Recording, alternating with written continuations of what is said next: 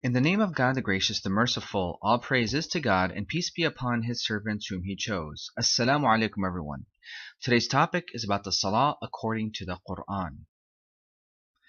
According to traditional Islamic ideology, the Salah is a ritual prayer that is comprised of a specific sequence of recitations and a specific sequence of movements that are performed multiple times throughout the day. But the question is, does the Quran actually confirm this idea? Does the Quran teach that there is a ritual prayer called Salah? Let us find out. So the very first question we would ask ourselves is, where are the details of the ritual Salah in the Quran? Naturally, we would expect something of a comprehensive step-by-step list or a sequence as to how to observe or to perform the ritual Salah. But instead, we do not see that in the Quran. Instead, when it comes to the Salah, we see something entirely different in the Quran. But before delving into this, let us address some of the common claims said by those who say that the ritual Salah is actually in the Quran. The first common claim is that the ritual Salah is explained in the Hadith.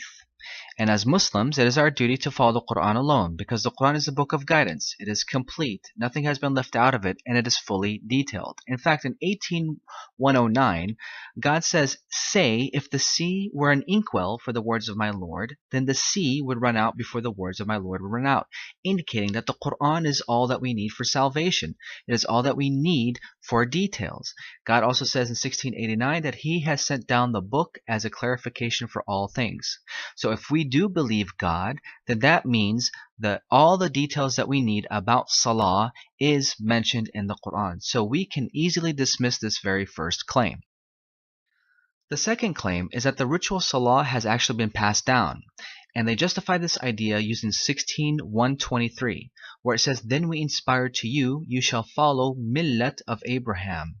And they say that the millat here means that refers to the rituals, the Salah, Zakat, the Hajj, and fasting. They have all been established by Prophet Abraham and subsequently passed down to us from one generation to the next.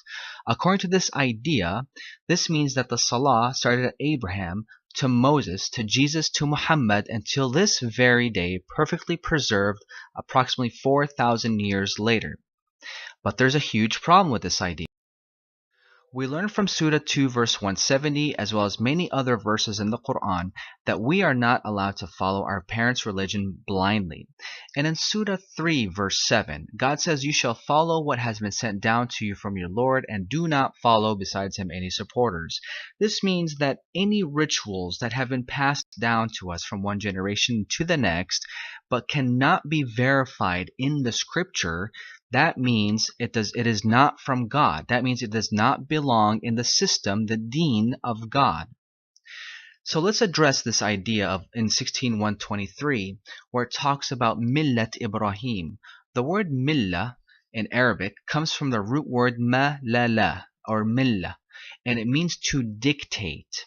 That's all that the word means. So God is saying, "Then we inspired to you, you shall follow the creed, the dictation of Abraham," which is, in the very next word, monotheism. This is all that the dictation of Abraham is, which is monotheism. It has nothing to do with rituals. So the idea or the notion of the rituals having passed down from since the time of Prophet Abraham, using the word millah, is incorrect, Quranically speaking, and therefore we can automatically and easily dismiss this second claim.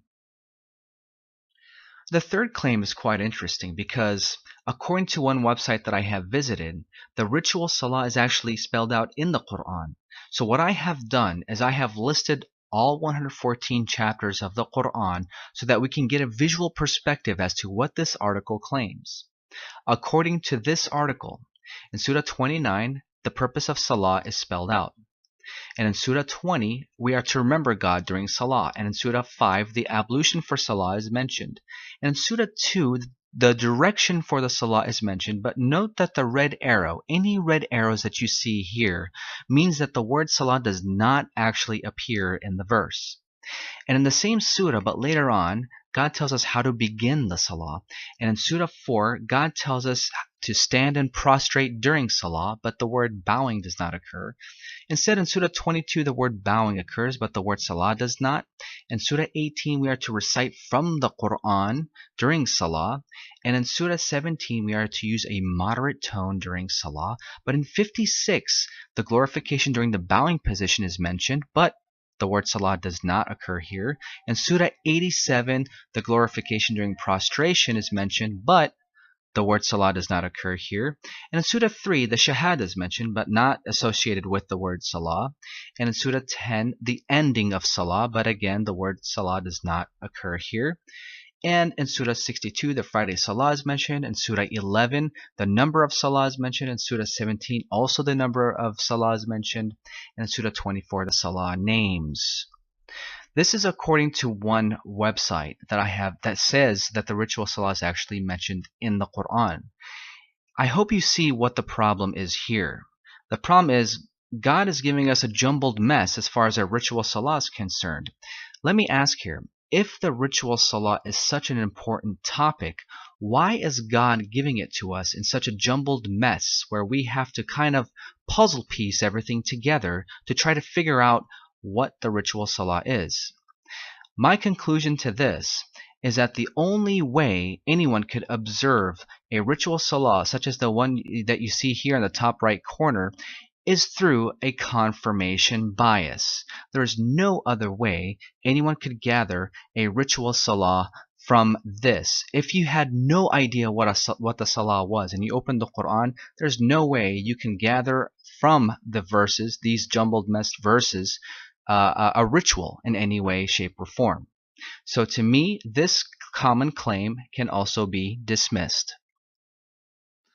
So now that we have addressed the common claims of the ritual Salah in the Quran, let's delve into this topic. But before doing so, let me remind everyone, including myself, of Surah 7 verse 204, where God says, وَإِذَا قُرِئَ الْقُرْآنُ فَاسْتَمِعُوا لَهُ وَأَنصِتُوا لَعَلَّكُمْ تُرْحَمُونَ. And if the Quran is being read, then listen to it and be silent that you may receive mercy. God says, ansitu, be silent, referring to your internal dialogue, all your preconceived notions, everything, all your judgments inside of your mind need to be silenced. In other words, remove your preconceived notions of what you understand about Salah as if you are listening to it for the very first time. This is the way we can receive the mercy, God willing. So let's start by first defining the word Salah. It comes from the root word Sad Lam Waw, and it means following closely. In the Arabic language, during a horse race, the first horse is called Sabiq, or the leader, whereas the second horse is called Al-Musalli because it is following closely to the first horse.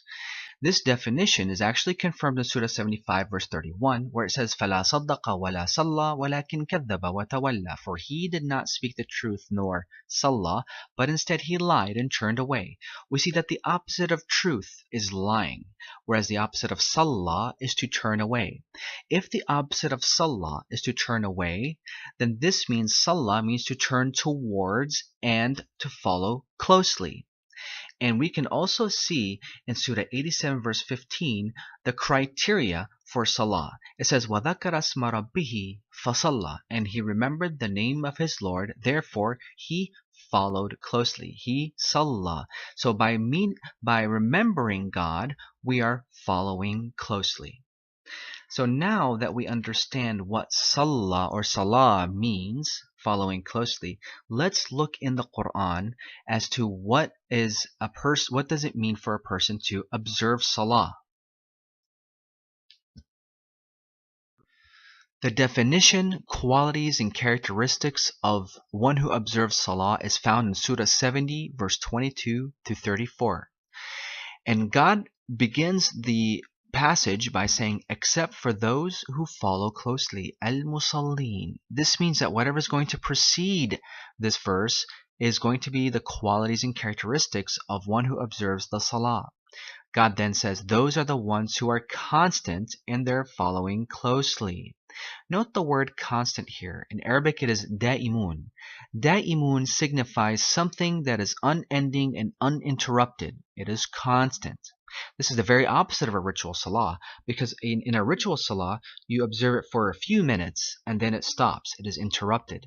Whereas the Quranic salah, it means that you are in a constant state of salah. It does not interrupt.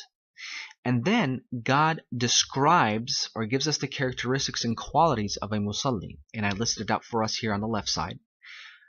A musalli is one who gives to charity. They believe in the day of judgment. They are fearful of God. They guard their chastity. They are trustworthy. They are truthful in their testimony. And they guard their salah. What do these qualities have in common? And the answer is that these are all commandments from the Quran. They are godly commandments. So of one who follows closely is simply following the commandments of the Quran. And this is all that salah means, following closely to the laws of God. A musalli is one who follows closely to God's laws. And really, folks, this is all that we need to know about salah. To uphold the salah means you are following closely to God's laws, as clearly spelled out in this passage. Now that we understand what salah means, following closely to God's laws, let's put this into perspective and use some verses from the Quran to gain a better understanding. Let's begin with Surah 29, verse 45, where it says, "Recite what is inspired to you of the book and uphold the following closely. For the following closely prohibits immorality and vice." So the quality of upholding the following closely, it prohibits immorality and vice. It is not the ritual salah that's going to prohibit us from immorality and vice. It is by following closely to God's laws, we can prohibit ourselves from immorality and vice. We also see in Surah 107, where God says, "Have you seen the one who is denying in the system, the one who mistreats the orphans, the one who does not encourage the feeding of the poor? So woe to those who are following closely. They are the ones who are heedless of their following closely. They only want to be seen and they withhold from any assistance." So we see here that the following closely are those the ones who are heedless of their salah, of their following closely, is not about the ritual salah. It is simply about denying the system, mistreating the orphans, and not encouraging the feeding of the poor. It is the opposite of following God's laws. They are heedless of following God's laws. Let's look at Surah 19, verse 59 through 60. "Then generations came after them who lost the following closely and followed their own desires. They will find their consequences." So, it's not that they lost the ritual salah. They have lost the following closely to God's laws. They forgot about God's laws. They left it alone and instead followed their own desires. And then in the next verse, God says, "Except for those whoever repents and believes and does good works." So the criteria of following God's laws closely is for those whoever repent and believe and does good works. Let's try another set of verses. Surah 2, verse 44 through 45. "Do you order the people to do good but forget yourselves while you are reciting the book, and seek help through patience and the following closely?" Here, God is simply telling the people, do you order the people to do good but forget yourselves while you are reciting the book? You are reciting the laws, and seek help through the patience and following closely to God's laws. Surah 4, verse 77. "Did you not see those who were told, 'Seize your hands and uphold the following closely'? But when fighting was decreed for them, a group of them were concerned towards the people as they would have been concerned towards God, or even more so. And they said, 'Our Lord, why did you decree for us fighting?'" Again, we see key words here, to decree. So God commanded them to do certain things, but they were told to uphold the salah, uphold following closely to whatever has been decreed for them. And then we see in Surah 11, verse 84 through 87, it talks about Shu'aib. Shu'aib says, "My people serve God. You have no other God beside him. Do not give short in the measure and the weight. And my people give full in the measure and the weight equitably, and do not hold back from the people what is theirs, and do not roam the land corrupting." They said, "O Shu'aib, does your following closely order you that we leave what our fathers served and or that we do not do with our money as we please?" So Shu'aib gave them commandments, divine commandments, and then the people responded and says, "Does your salatuka, does your following closely order you that we leave?" It's not talking about a ritual salah. It is simply talking about divine laws that he was adhering to.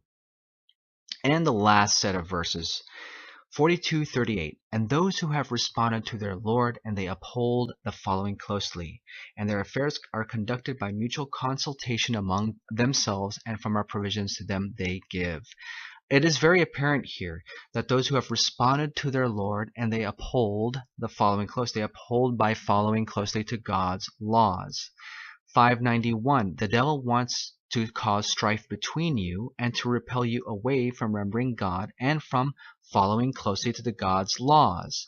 Again, these verses are not talking about some rituals. They are talking about following closely to God's laws. Surah 9 verse 5, "So when the restricted months have passed, then you may kill the polytheists wherever you find them. If they repent and they uphold the following closely, and they contribute towards the betterment, then you shall leave them alone." This verse is not referring to the polytheists observing the ritual salat. It is simply referring to the polytheists observing, respecting, following what has been decreed or laid out in the Quran. So again, folks, we have just seen 9 verses from the Quran and how the word salah is being used with the understanding that salah means following God's laws closely. It does not refer to rituals.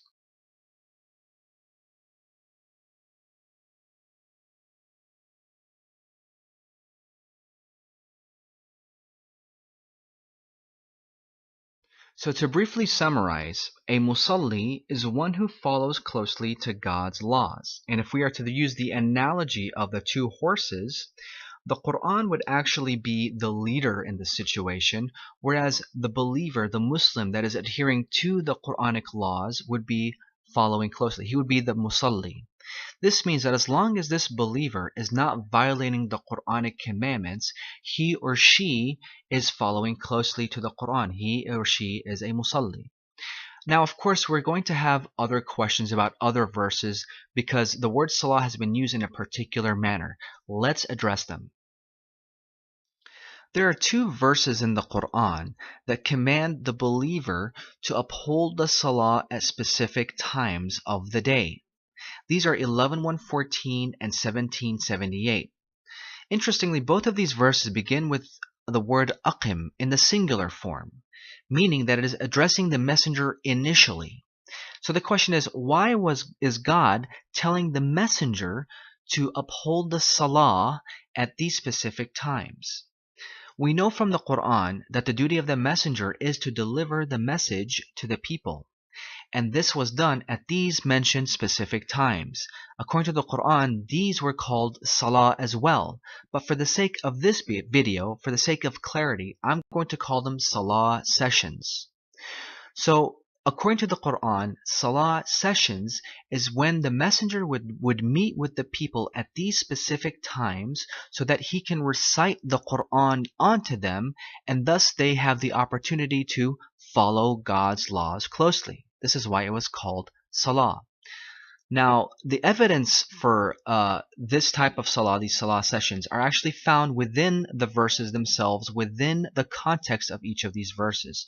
So let's talk about both of these verses, as well a couple additional verses that also talk about salah sessions. Let's address Surah 11, verse 114, taking it into context, starting at verse 110. Where it says, "And we gave Moses the book."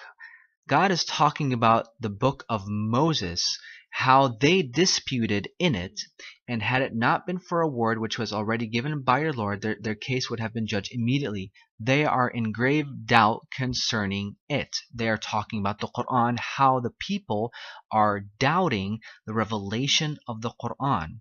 Then God tells the messenger, so stand firm as you were commanded, and those who have repented with you, and do not transgress. He is seer over what you do, and uphold the Salah, uphold the following closely at both ends of the day in nearness from the night.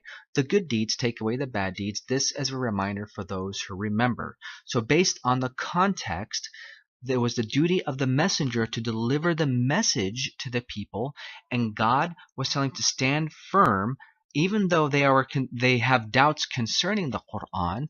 He is to stand firm with the commandments and still deliver that message at these specific mentioned times. The same principle applies to Surah 17 verse 78 in context starting from verse 73. And they nearly diverted you from what we inspired to you so that you would fabricate something different against us, and then they would have taken you as a friend. Note how the passage is talking about the revelation of the Quran. The next verse, and if we had not made you stand firm, you were about to lean towards them a little bit. Uphold the following closely at the declining of the sun to the darkness of night, and Quran at dawn. The Quran at dawn is witnessed, and we send down from the Quran what is a healing and mercy to the believers. Note how it is all revolving around the idea or the notion of the Quran being revealed. So God is telling the messenger, uphold these Salah sessions at these specific times despite what people are trying to do to you and trying to divert you from what was inspired to you. In the same surah, towards the end, we see the same thing being talked about the Salah sessions, starting from verse 105. And it is with the truth that we have sent it down, and with the truth it came down. And we have not sent you except as a bearer of good news and a warner, and a Quran that we have separated so that you may read it to the people over time, and we have brought it down gradually. See how it's talking about the revelation, how it's being brought down. And then, say, believe in it or do not believe in it. Those who have been given the knowledge before it, when it is recited to them, they fall to their chins in humility. Say, call on God or call on the Almighty, by whichever call on to Him are the best names. And do not be too loud in your salatika, nor too quiet, but seek a path in between. So the salatuka or salatika here, you're following closely, is in regards to the salah sessions. And as we can see, as the passage, the context shows, is talking about the recitation of sending down the Quranic revelation to the people. And we also see the same thing in Surah 4, in verse 103 and 105.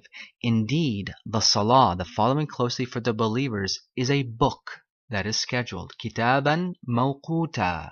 So it is a book. It's in regards to the revelation revelation of the Quran. Next verse, and we have revealed to you the book with the truth, that you may judge between the people that which God has shown you. So as we can see, there are things called Salah sessions in which the messenger would meet with the people at specific times to deliver the message to them, and thus it was an opportunity for them to follow God's laws closely.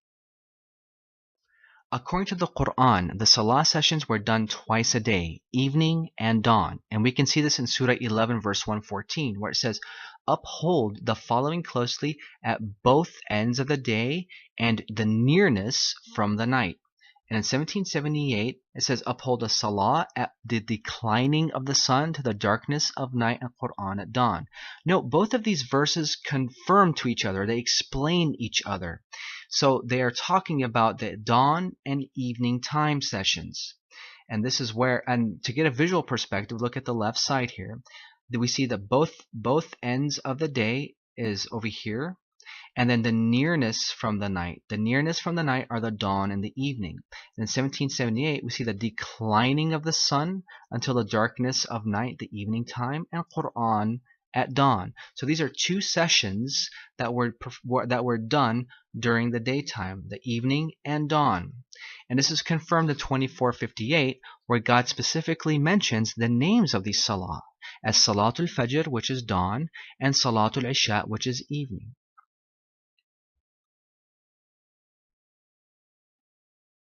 Additionally, the Quranic criteria to attend these salah sessions for the believers is that they must be clean and clear-minded. And this is where the idea of ablution comes from, where God in Surah 5 verse 6 says, "O you believe, if you get up to the following closely, then you shall wash your faces and wipe your heads," and so on and so forth. And God wants to cleanse you to complete his blessings upon you.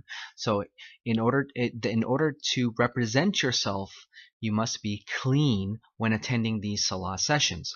Additionally, in Surah 4 verse 43, it talks about not coming near the salah while you are intoxicated. So you must be clear-minded. You must be able to know what you are saying during the salah sessions.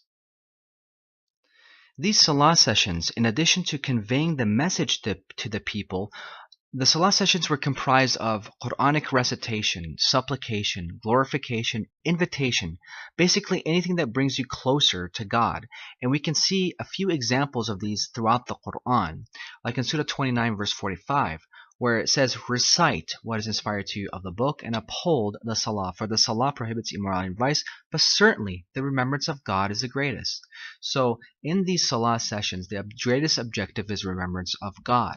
In Surah 3 verse 38 through 39, we see Zechariah imploring his Lord while he was observing the salah sessions, meaning that he was imploring God some form of supplication during the salah sessions. And in 17:110, we see how the prophet invited the people to the path of God.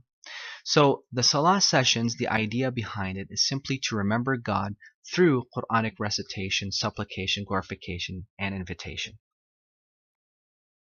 Now, some have said that the salah sessions were done during the messenger's time because the people did not have the Quran with them. But now that we have the Quran with us, we no longer need to observe these salah sessions. I completely disagree with this idea. In fact, my understanding from the Quran is that all believers must observe the salah sessions, even after the death of the messenger. Yes, in 11:114 it says uphold the following closely in a singular form, and in 1778 it says uphold the following closely also in a singular form, meaning that it's addressing the messenger. But there are verses in the Quran that address all believers, like in 24:58, where God talks about the privacy times revolving around Salatul Fajr and Salatul Isha. And it begins with the phrase, "O you who believe." Since we are all believers, then this verse is addressing us. Likewise in Surah 5 verse 6, where it says, "O you who believe, if you get up to the salah, then you shall wash your faces," also addressing all the believers. And in Surah 4 verse 43 and 101, also addressing all the believers. So we cannot say that God does not want the believers to observe the salah, because clearly God is telling all the believers to observe these salah sessions. And in addition to 11:114 and 1778, where it's addressing the messenger in a singular form, understand that if God were to use the word prophet, then I would agree that means that only the prophet during his time when he was alive, he was to uphold these salah sessions. But because God is addressing in the singular form, it all equally applies to any reader reading the Quran. So as far as I can understand from the Quran, these salah sessions must be observed by all believers. So to conclude, upholding the salah, Quranically speaking, is to follow God's laws closely, and it is to observe these salah sessions that are mentioned in the Quran.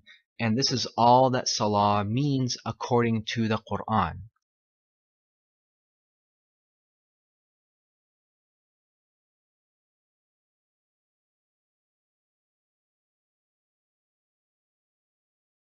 Another thing that is noteworthy to mention is that the word salah in the Quran is actually a general term because there are different types of salah. What we have seen so far is the salah from human to God, and we can see this, for example, in Surah 87 verse 15, where it says, "And he remembered the name of his Lord, and thus he followed closely." So this is a salah that's from human to God. Additionally, like in Surah 9 verse 5, where it talks about the polytheists upholding the Salah. And this does not mean that they are to observe a ritual prayer or to become Muslims, but simply based on the context, it indicates that the polytheists who were violating the peace treaty, they were supposed to uphold the Salah in the sense of abiding by the laws or the rules that are laid out in the Quran. Another type of salah is the salah that's from God to the human being. And we can see this in Surah 33 verse 56 where it says, Inna Allah wa malaikatahu yusalluna ala nabi. God and his angels follow closely onto the Prophet. And all that this means, it indicates that God and the angels are supporting the Prophet. And the third type of salah is from the human to human. And we can see this in the second part of the phrase where it says, Ya ayyuhalladhina amanu sallu alayhi wa sallimu taslima. O you who believe, you shall follow closely onto him, indicating that there is a salah between the human beings. All these indicate that there is a support, some type of support that is from God to the human as well as from human to human. So what all of this indicates is that the word salah is actually an umbrella term, meaning that based on the context that we are reading, the different types of salah can be applied. And we can see this in Surah 2 verse 238, where God says, Hafidhu ala as-salawat. Guard the following closely. Salawat in the plural form. Salawat here is plural, meaning three or more.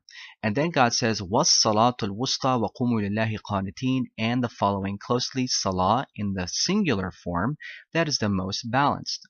The reason why God is using the word salawat in the plural form in the first part is not because of the ritual prayers, but simply referring to the three or more different types of salah in the Quran. God wants us to guard these different types of salah.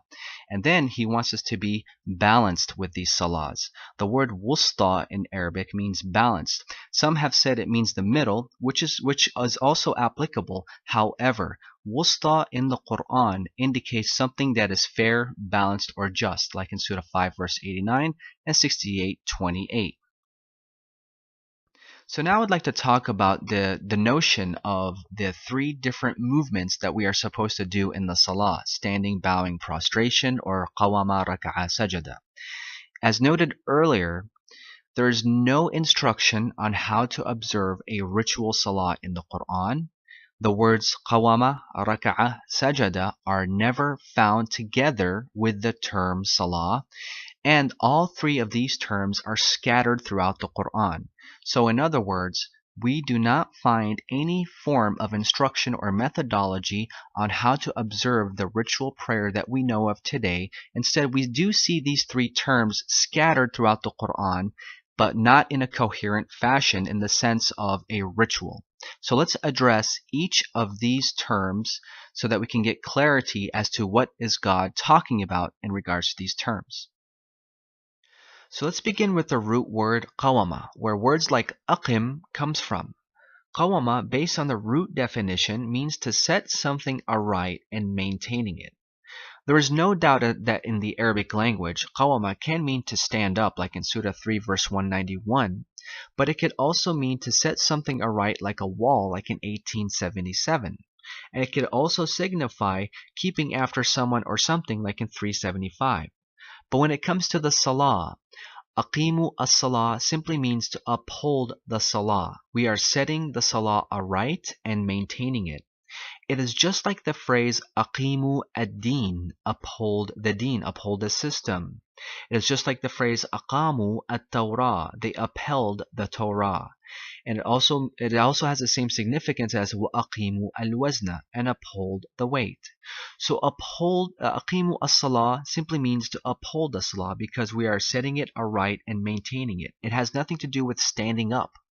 So when we look at this and reflect on Surah 3 verse 38 through 39, a lot of people are using this passage to say, see, Zechariah was actually standing up during his salah. It's possible that he was standing up, but it could also mean that he was simply upholding the prayer that is mentioned here.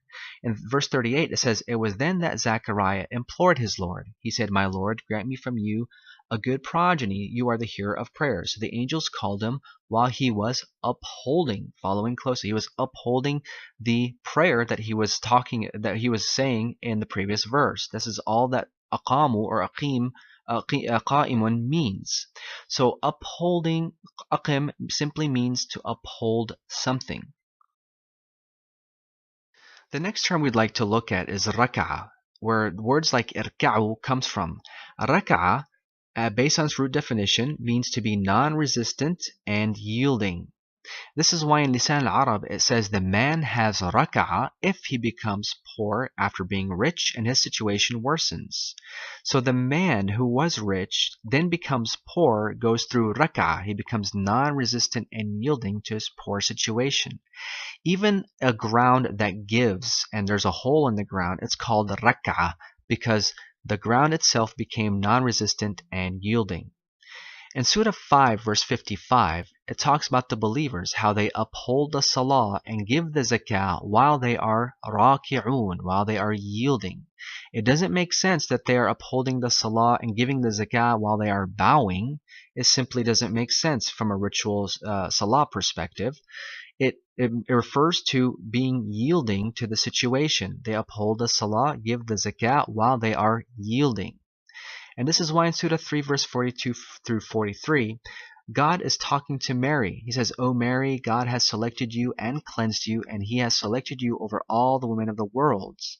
O Mary, be dutiful to your Lord and submit and yield with those who are yielding." It doesn't make sense that Mary is just to simply bow. It's referring to Mary yielding to the said information about her. God has selected you and cleansed you, so she has to yield to these commandments. This is all that raka'ah means from a Quranic perspective. And of course the last term, sajada, where words like usjudu comes from. Sajada, based on the root definition, means to obey and submit to the commandments given. Lisan al-Arab confirms this. It says, anyone who humbles and submits to what he was commanded to do, then he has sajada. And we can see this in the Quran in 16:48 through 50. It says, have they not seen what God has created of a thing? Its shadows incline to the right and left in submission to God, and they are humbled. So God talks about how the shadow submits or does sujud to God. And then it says, and to God yasjudu submits all those in the heavens and all those on earth, from the creatures and the angels, and they are not arrogant. They fear their Lord from above them, and they do what they are commanded to do. So based on this passage, sujud simply means obeying what you are commanded to do. That is all that sujud means. And we can put this into perspective, like in 96:19, it says, no, do not obey him, submit and come near. In Surah 7 verse 161 through 162, it says, reside in this town and eat from it as you please and enter the gate submitting, sujadan. It does not mean in prostration, it simply means in submission. In 25:64, those who dwell for their Lord in submission, sujadan, and staying up. In 84:21 through 22, and when the Quran is read over them, they do not submit, yasjudun. One can, if they want to, put prostration here, but there is no significance to prostrating here. Instead, it is the submission that signifies you obeying the commandments given. Another key point to keep in mind is that sujud in the Quran cannot refer to physical prostration if we read these verses carefully. Like in 234, it says, submit to Adam, usjudu li Adam. It doesn't say submit towards Adam or usjudu ila Adam. If God was referring to a physical prostration, he would have said usjudu ila Adam. Ila means towards Adam. But it says submit to Adam, li Adam. The same applies in 7:26. And to him they submit. Walahu yasjudun. Yasjuduna lishams, submitting to the sun, not towards the sun. I saw them submitting to me. Ra'aytuhum li sajidin. Will they not submit to God? Allah yasjudu lillah. So it's not towards God, it's to God. So the idea of sujud having anything to do with prostration that holds no water in the Quran. Instead, sujood in the Quran simply means to submit to the commandments as given in Surah 16, verse 48 through 50. So now that we understand what salah is from the Quran, as well as what rak'ah, sajada, and qawama mean, let's begin addressing the often quoted verses where the word salah is used, as well as qawama, rak'ah, or sajada. Let's begin with Surah 2, verse 124 and 125, where it talks about Abraham and how he was tested by words from his Lord, and he fulfilled them. He said, I will make you a leader for the people. So God wanted to make Abraham an exemplary leader for the people. And then Abraham said, and also for my progeny, he said, my pleasure will not encompass the wicked. And we have made the sanctuary to be a return refuge for the people. So Abraham was to build this sanctuary as a safe refuge for the people. And then it says, and you shall take from the status of Abraham a place for following closely. Note here the word maqam in Arabic. Maqam unfortunately has been misunderstood, mistranslated, and abused as to signify somewhere where Abraham actually physically stood, supposedly. This is a place where Abraham supposedly stood in Mecca. Those are his footprints, supposedly, and that's where people actually observe the ritual prayer. Again, this is incorrect. Maqam in the Quran signifies a status, not a physical place in which you stand. You can refer to these verses to verify this. So God is saying, you shall take from the status of Abraham a place for following closely. Musalla. The word musalla here is not a ritual prayer. You can see this in 1437, where it also talks about the musalla of Abraham. The musalla of Abraham is we are to take from his status a following closely. Devotion, reverence, leading a life dedicated to God alone. And then it says, and we covenanted unto Abraham and Ishmael, you shall purify my sanctuary for those who visit, those who are staying, and the yielding and the submitting. They are yielding and submitting. They're not bowing and prostrating. They're yielding and submitting to the following closely, to the laws that are laid out for them. This sanctuary is welcomed by travelers, anyone staying, and those who yield and submit to the rules of God. This is all that this passage is talking about. It's not talking about some ritual prayer where you're supposed to try to bow and prostrate to where Abraham once stood. It doesn't make sense from the Quran.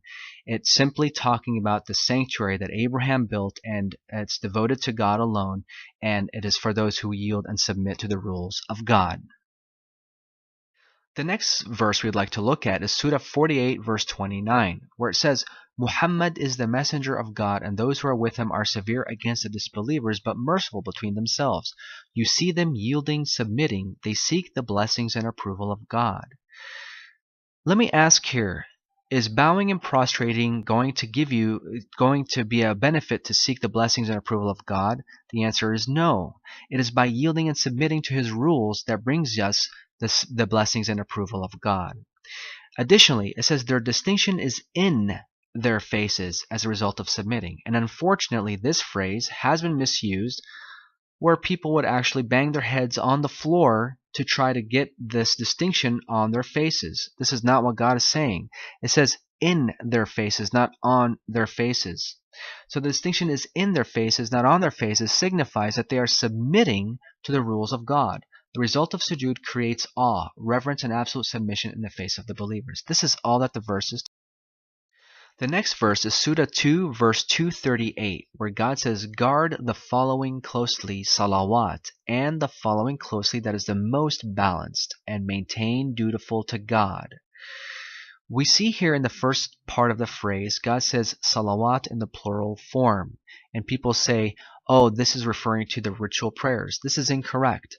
If we just simply read the passage in context, we see that in the previous passage, God is speaking of family, marriage, and divorce laws. And all that the salawat is referring to is that we are to follow these different types of rules laid out in that passage. Then God says, and the following closely that is the most balanced, as-salatul wusta. The most balanced is to be fair, just, and equitable in the laws that are mentioned in this passage. That is all that this verse is mentioning. It's not referring to the ritual prayers or anything of that sort. It just seems very random for it to actually be speaking about it when it's in the midst of family, marriage, and divorce laws. Instead, the Salah here is referring to following closely to the laws laid out for them. The next verse I would like to talk about is Surah 4, verse 102, where this is actually one of the most commonly quoted verses to justify the idea of a ritual salah. But if we read this verse very carefully, we will see that it defies the typical ritual salah that we know of today. Let's assume that the sajadu here is referring to prostration, and let's follow what it says exactly. In verse 102, it says, "And if you are with them," the you here is singular, "are with them, and you, still singular, uphold a salah for them. Then let a group from among them stand with you, and let them bring their weapons." So put this into perspective. We have the leader of the group, and there is a group behind him bringing their weapons. Let a group from among them stand with you, and let them bring their weapons. And when they have sajadu, they have sajadu. It doesn't say when you all have done prostration. It means when they have sajadu, they have done the prostration, excluding the leader. And let them be behind you. The you here is plural. What happened? There's just the sudden shift of the you from singular to you to plural. And when they have sajadu, they have prostrated, not including the messenger or the leader of the group. So this defies the typical ritual salah. It does not include the leader of the group. This is if we follow the actual wording of this verse. Instead, let me show you what I understand from this verse. So as noted earlier, this passage is talking about war. And more specifically, it's talking about how to uphold the salah sessions during war. The word sajadu does not mean prostration. It means to submit to the rules given during the salah sessions. And it says, let them be behind you. The Arabic word behind you is wara'akum. And it means to be in a situation or position where the other person cannot see you. Here I rendered it as covering you. And we can see an example of this in these verses. So let's put this into perspective again. And if you are with them and you uphold the salah for them, then let a group from among them stand with you and let them bring their weapons. So we have a group of soldiers here. And we have the leader in the center, for example. A group from among them will come to him with their weapons, hear the words of God, they will submit to them, then they will leave and another group will come and listen and hear the words of God. When they have sajadu submitted to the rules, then let them be behind you. Go back into the positions where they are covering the other persons. This is all that this verse is referring to. It's not talking about how to observe the ritual salah. It is talking about how to uphold the salah sessions during war.